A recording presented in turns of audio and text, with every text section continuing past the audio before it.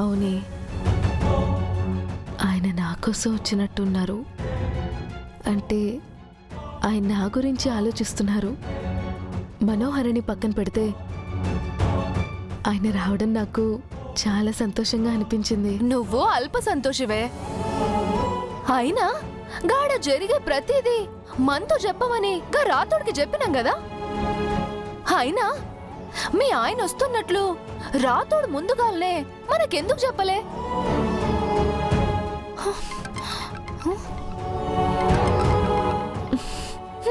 హీగో గీ తింగరోనికి 100 ఏళ్ళు. ఆయనే ఫోన్ చేస్తుండు. హలో హలో, నీకు బుద్ధుందా? మనిషివేనా? బ్రెయిన్ గిట్లా ఇంట్లో పెట్టుకుని తిరుగుతున్నావా ఏంది?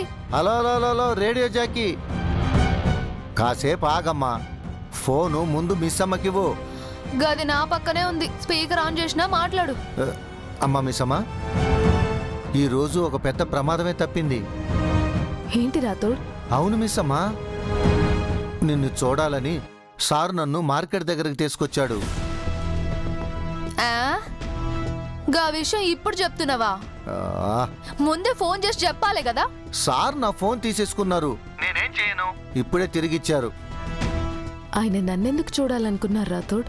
నిన్ను కాదు మిస్ అమ్మ, బుజ్జమ్మని చూడాలనుకున్నారు.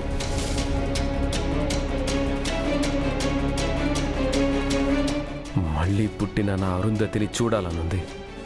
నేను తనని చాలా మిస్ అవుతున్నాను. తన దూరాన్ని తట్టుకోలేకపోతున్నాను.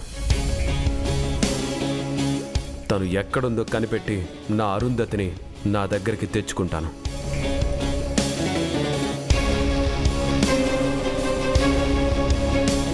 సార్ అలా పైకి అంటున్నారు కానీ ఆయన నిజంగా చూడాలనుకుంది నిన్నే మిస్ అమ్మా. అమ్మా, లక్కీగా నువ్వు అక్కడికి రాలేదు కాబట్టి సరిపోయింది. ఎందుకు రాలేదు? గా ముసుగేసుకుని వచ్చింది కదా. మిస్ అమ్మా, నువ్వు అక్కడికి వచ్చావా? నిన్న అక్కడ బోర్కా గెటప్లో ఉన్నది వేరే అమ్మాయి కదా. ఆ అమ్మాయినే కదా మనోహరి కారుతో డాష్ ఇవ్వబోయింది. రాతోడ్, నేను అనుకొని వేరే అమ్మాయికి డాష్ ఇచ్చింది.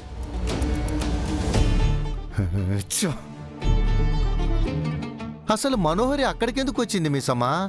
నేనే కరుణతో ఫోన్ చేయించి రమ్మన్నాను. నన్ను చంపాలని తనొచ్చింది.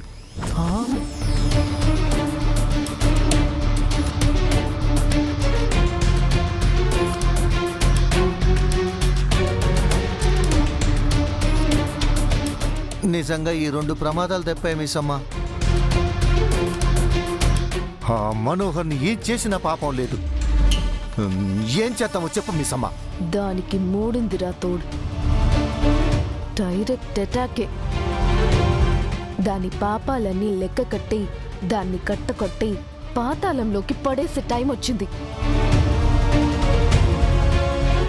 ఓకే మిస్ అమ్మా, మనోహర్కి నువ్వు ఎదురు పడబోతున్నావా? అవును రాతోడ్, దాంతో ఫేస్ టు ఫేస్ ఫైట్ చేయబోతున్నాను. సూపర్ మిస్ అమ్మా, ఇటువైపు నుంచి నేను కూడా రెడీ. నేను కూడా రెడీ.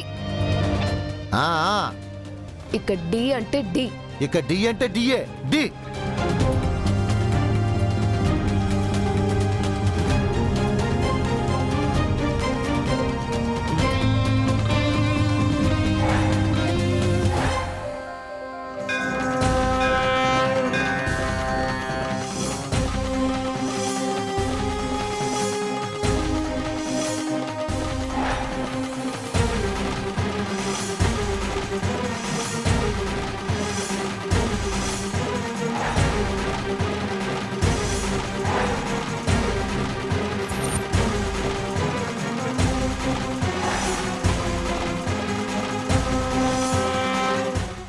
వాగర్థాయో సంపృక్త వాగర్థ ప్రతిపత్తయే జగత పితరం వందే పార్వతీ పరమేశ్వరౌ.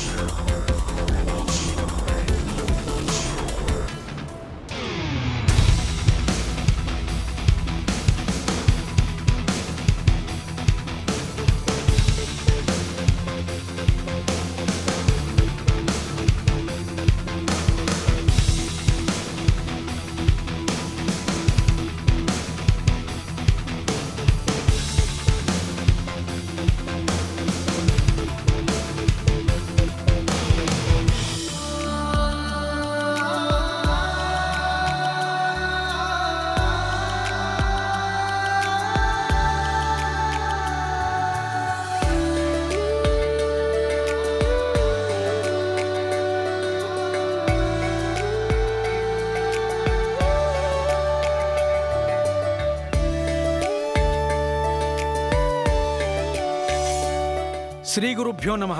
శ్రీ సరస్వత్యై నమః. వాగర్ధావివ సంపృక్త వాగర్ధ ప్రతిపత్తయే జగత పితర వందే పార్వతీ పరమేశ్వరౌ. నమః పార్వతీపతే హర హర మహాదేవ శంభో శంకర.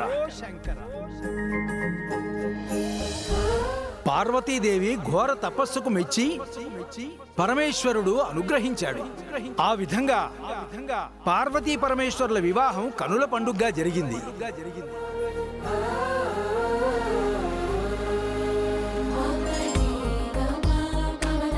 భగీరథుడి తపస్సుకు మెచ్చి శివుడు ఆకాశగంగను తన జటాజూటంలో బంధించి నేల మీదకు తెచ్చి ఈ భూమిని సస్యశ్యామలం చేశాడు.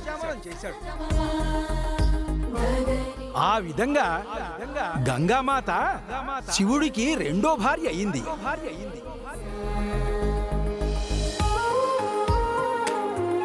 పరమేశ్వరుడికి పెద్ద భార్య పార్వతీమాత అన్న ఇష్టమే, చిన్న భార్య గంగామాత అన్న ఇష్టమే.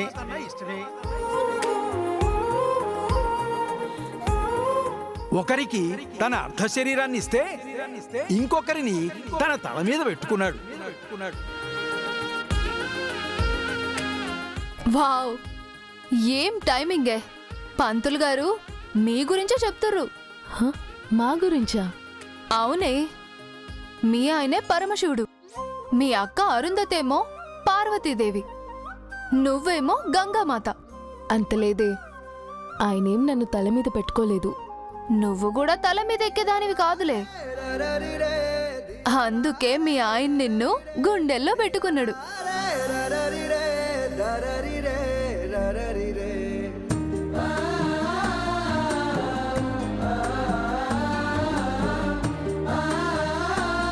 అవునే, ఈరోజు శివరాత్రి కదా, శివ పార్వతుల కళ్యాణం కూడా కదా.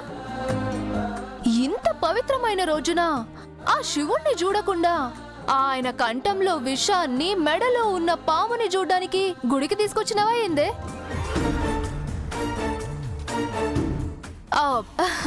గదేనే, విషం అంటే మనోహరి. విష సర్పాన్ని చూడనీకే కదా నువ్వు గుడికొచ్చినావు. కాదు, శివుణ్ణి చూడ్డానికొచ్చాను.